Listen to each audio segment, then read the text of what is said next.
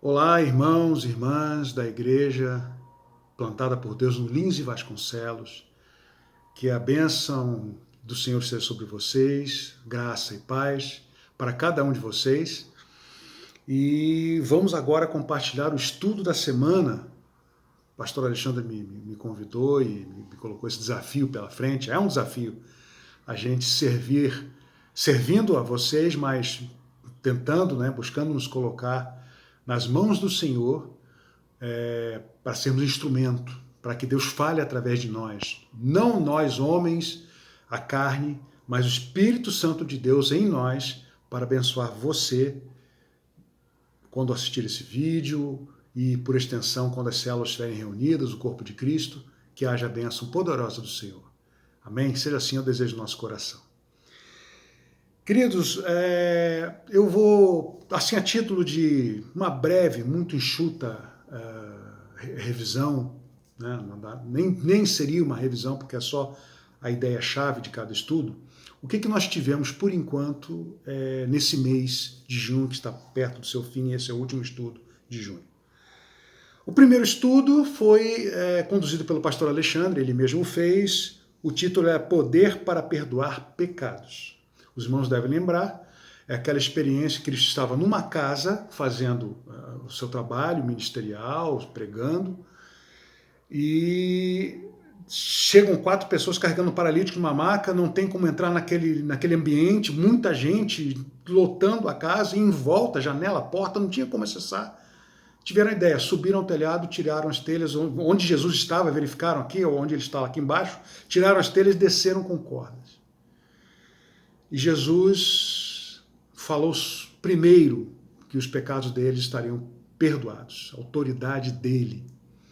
Neste momento, os religiosos de plantão, num ato crítico, disseram quem ele pensa que é, porque só Deus pode perdoar pecados. Queridos, eles estão absolutamente certos. Os fariseus estavam corretos, perfeitamente. Só Deus perdoa pecados. Aí está a questão. Jesus é Deus. Jesus é Deus que encarnou. Portanto, ele também tem essa autoridade para perdoar pecados. E Jesus atendeu o que é mais urgente e necessário em cada um de nós até hoje. A salvação. Uma mudança de vida, metanoia, nosso coração, para nos voltarmos para Deus. Depois ele deu aquilo que as pessoas, tanto o paralítico, o enfermo, quanto os 4 jovens que estavam com ele, queriam muito, que é a cura do físico, do corpo. Também foi dado a eles. Mas Jesus, ele com isso, como que nos mostra uma prioridade. A prioridade é a salvação. Acima até da saúde, do nosso bem-estar, enfim, do nosso sustento.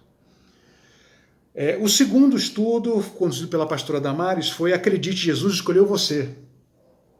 E foi aquela experiência da chamada, da convocação de Mateus, o coletor de impostos, também chamado de Levi no texto.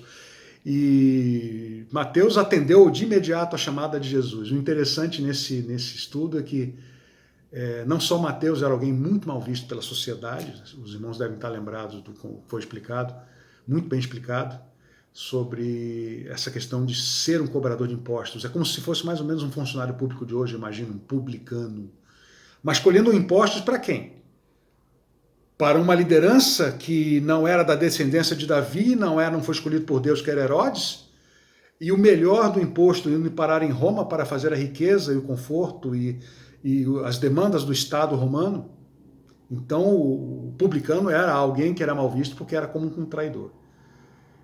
E Jesus assim mesmo chamou, escolheu, e ele veio de imediato. Assim somos nós, queridos. Não importa o que você tenha feito ou esteja passando hoje, os erros dos nossos pecados, de todos nós, não nos define. Isso não nos define. Mateus veio buscar uma nova vida, uma nova caminhada. Por isso que aquele jantar oferecido para aquele círculo de amizades de Mateus, pessoas que ele o conhecia, e a ideia era apresentar para Jesus, claro, naquele jantar, para ouvir mais do Mestre. Mas me soa também como que um evento de despedida, uma festa de despedida de Mateus, da sua velha vida para uma nova vida seguindo Jesus. Ele trouxe seus amigos mais chegados e ali também havia, quem sabe, uma certa despedida nesse aspecto. E aí ele seguiria a Jesus a partir daquele momento. Mas ali também os religiosos de plantão estavam prontos a criticar e apontar o dedo acusatório para Jesus. E perguntaram para os discípulos: por que seu mestre faz isso? Tenta passar a ideia de ser alguém importante, alguém que passa valores, mas está andando com esses desclassificados, esse tipinho de gente aí, essa gentinha, essa gentalha. Amados, não importa que as pessoas, elas são chamadas no Mestre e no Senhor para ter uma nova vida. Como falei em relação ao próprio Mateus, é deixar a vida passada para trás, virar a página da vida e seguir nos rumos novos que Jesus tem para nós. E o terceiro estudo, o poder de Jesus, trazido para o nosso irmão Damasceno semana passada, essa semana que encerra, que foi aquilo que Jesus compartilha conosco, um poder que ele compartilha conosco. Jesus cura enfermidade, Jesus expulsa demônios, Jesus tem autoridade no Espírito Santo. Esta autoridade nos é compartilhada. Se você acha que não tem a capacidade, querido, detone essa ideia, esquece, porque em Cristo você poderá, através das suas orações, através do seu serviço, do seu testemunho, realmente ser usado poderosamente em nome do reino e para a glória do nome de Deus. Amém?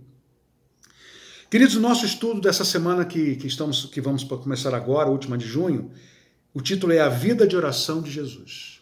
É um desafio mesmo, queridos. É um desafio porque eu acredito que possa ser algo que todos nós tenhamos em nossos corações.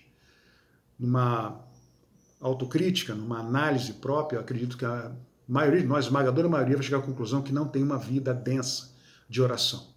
E se comparado a Jesus, então, lendo os evangelhos, o quanto que Jesus orava, clamava, ele ia, os fazia às vezes de madrugada, porque não havia tempo durante o dia. Ele estava atendendo, servindo às outras pessoas, caminhando com seus discípulos e discipulando a estes. E qual o tempo que temos? Bom, é madrugada, então é esse, eu vou fazer esse tempo diante do Senhor. Eu, por exemplo, eu gosto de fazer o meu tempo devocional e de oração, leitura da Bíblia e oração, no início do dia. Eu sou um cara bem diurno, assim, de acordar relativamente cedo, então, e é aquele momento que minha mente está mais preparada, concentrada, tanto para a leitura da Bíblia, reflexão, meditação, quanto para a oração. E eu não sei quanto a você, talvez você seja mais noturno, noctívoro, você seja mais de fazer um pouco antes de dormir, não importa. O seu quarto de guerra, o lugar secreto do livro que estamos lendo, selecione o horário que melhor lhe atende e siga em frente. Mas o estudo dessa semana que terminou, ele fala justamente isso, que você, assim como Levi, que era um desclassificado para a sociedade, foi chamado e resgatado em Cristo, nós também somos objeto da atenção de Jesus para sermos bênção nas mãos dele, fazermos diferença, com autoridade. Com autoridade. Nunca pense que você não é capaz de ser usado por Deus poderosamente, como Pedro, quando pregou e milhares se converteram. Com a oração que cura, que Deus cura, porque o poder é dele, não é nosso. Tá ok, queridos? É isso. Então, a vida de oração de Jesus, ela é uma ferramenta, a oração. É uma ferramenta que nos permite chegar ao Pai.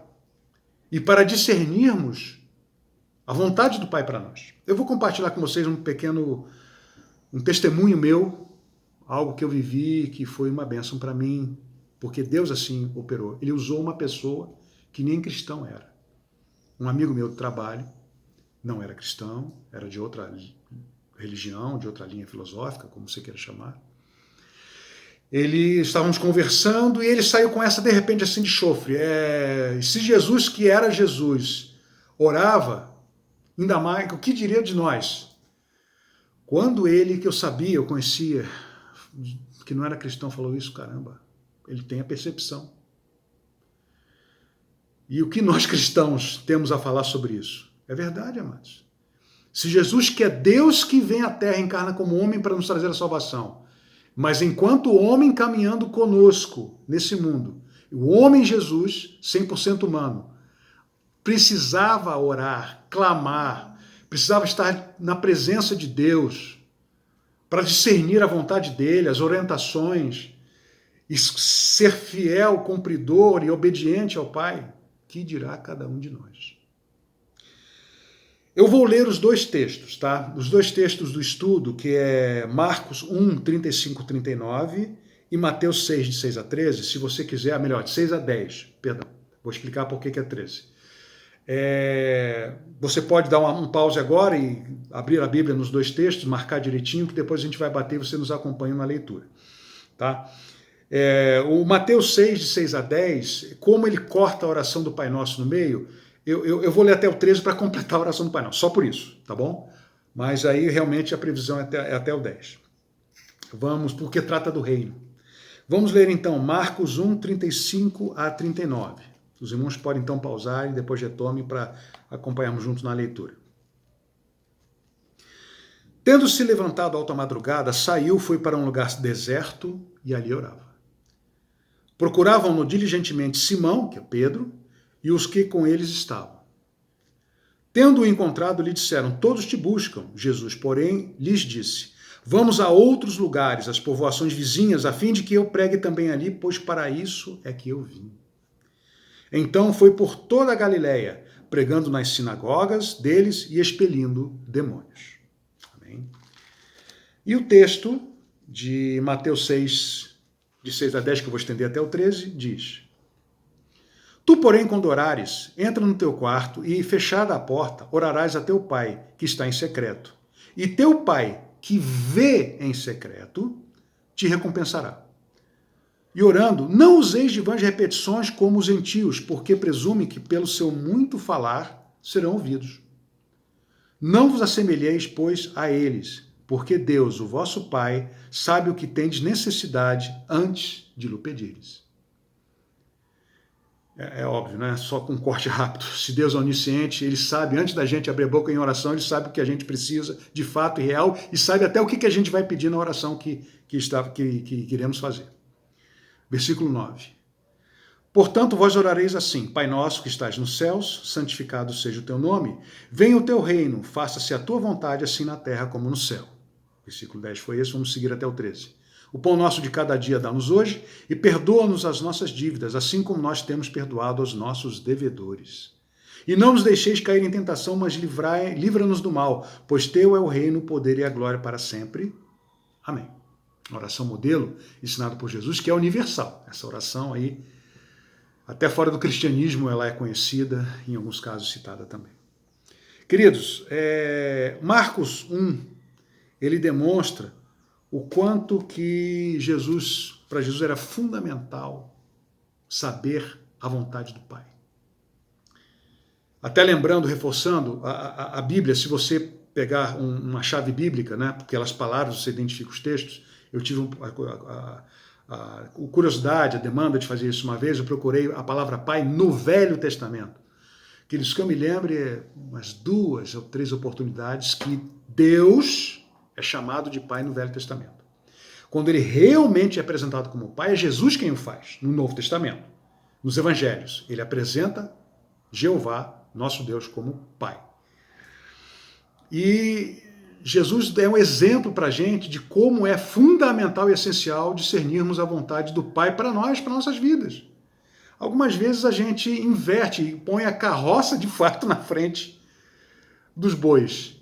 A gente decide primeiro, executa às vezes até, e depois pede a bênção de Deus por aquilo que nós decidimos e começamos a fazer, queridos. Não seja assim. Que nós possamos primeiro pedir a Deus orientação. Senhor, é isso que eu devo fazer? Essa é a decisão? Esta é a porta que eu devo passar? Melhor que isso, essencial. Senhor, eu penso fazer isso no meu coração, mas meu coração é coração de homem enganoso. Fala, Deus. Fala no meu coração se é isso mesmo, se esse é o caminho que eu devo trilhar. Isso é essencial. E o ministério de Jesus, ele foi bem sucedido, eu entendo integralmente, pela fé, integralmente obediente à vontade do Pai, seguiu o que o Pai queria. E aí ele assumiu a postura do Cordeiro de Deus, que vai em sacrifício, mas um sacrifício perfeito, por isso ele pode ser nosso Salvador, mas ele o fez porque ele foi fiel em todas as coisas e sabia exatamente a vontade do Pai. Ele não era surpreendido, porque ele, ao ter orado, Deus falou, isso, hoje vai ser isso, hoje você vai fazer aquilo, hoje você vai ressuscitar, hoje você vai operar. Ele estava ciente do que Deus tinha para ele naquele dia, no começo de cada dia. E mesmo que, como homem, Jesus homem, 100% humano, pudesse chegar, por exemplo, entrando na cidade de Naim, aí vem um féretro, vem um enterro saindo, uma viúva com filho único ali sendo enterrado, em prantos, e a multidão seguindo para enterrá-lo, e mesmo que Deus não tivesse dito claramente, você vai ressuscitar alguém hoje entrando nessa cidade próxima, ele no coração ele foi mais fácil discernir. É isso que eu tenho que fazer. Este vai voltar à vida. Esse o Pai vai dar a vida de volta. E ele parou o féretro e estendeu a mão e orou, clamou, e ele deu vida. Deus deu a vida de novo. Jesus, Deus, deu a vida de novo àquele jovem. E porque ele estava andando, caminhando com Deus em oração. Andar em oração.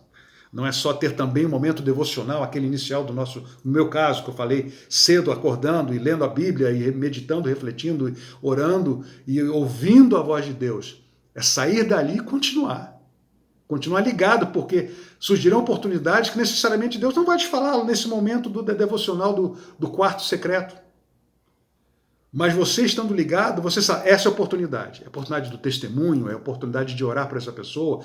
Inclusive, isso vai te ajudar a ver a oportunidade, que às vezes, se não estivermos ligados com Deus, a gente não percebe. Passa pelo lado, batido, não vê que ali havia uma demanda que, como cristãos, poderíamos ser usados e Deus ser honrado naquilo.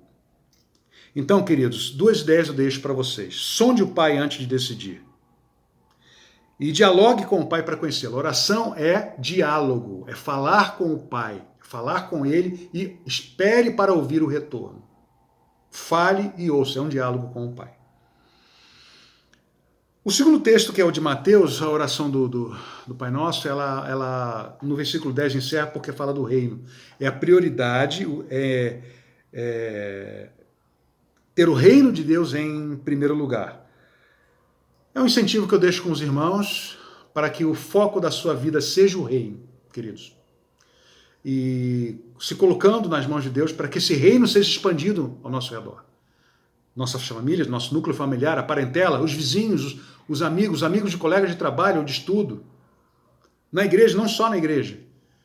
Nós somos chamados para sermos cristãos, para fazermos diferença em todas as circunstâncias de nossa vida. Amém, queridos? Eu queria deixar com vocês, então, essa reflexão breve.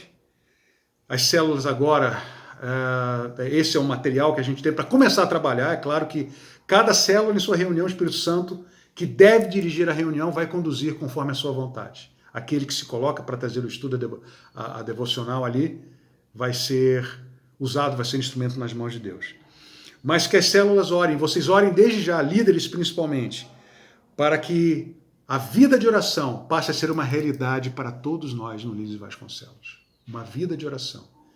Que ela tem aquele momento em que você pode buscar um lugar secreto, mas a gente passa o dia ligado com Deus através da oração.